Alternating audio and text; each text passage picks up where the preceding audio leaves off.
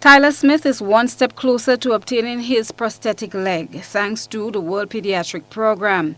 This 14-year-old J.W. Fletcher student who has one leg showed the world that disability is not inability.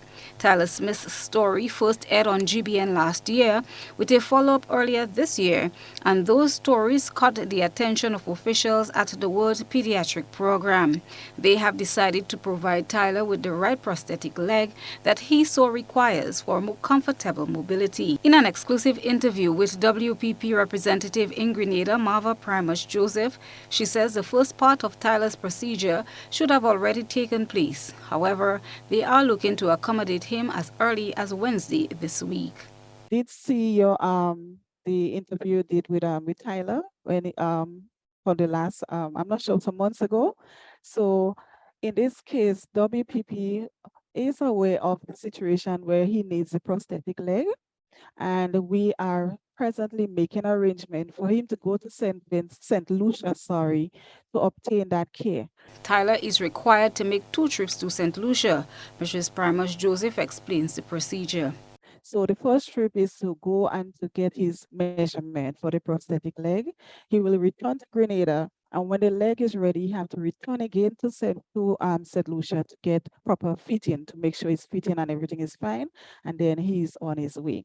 Supposed to travel last week. He should have been seen in the clinic for the fitting tomorrow, but because he had not come up with the funding to get to St. Lucia, that has to be rescheduled.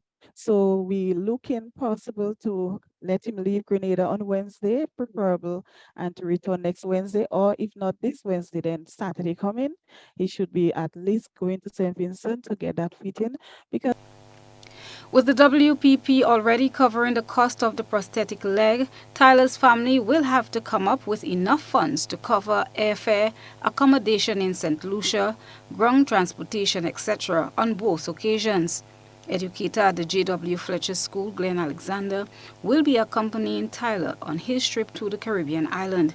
He said they have reached out to a number of entities and organizations. However, one has so far contributed towards the cause, with promises from others to do the same. He is soliciting aid for Tyler's trip. Making efforts to get to go off to St. Lucia to ensure that that stage in Tyler's journey, and that is a measurement, and so be done. However, we were not able to really get fullest confirmation.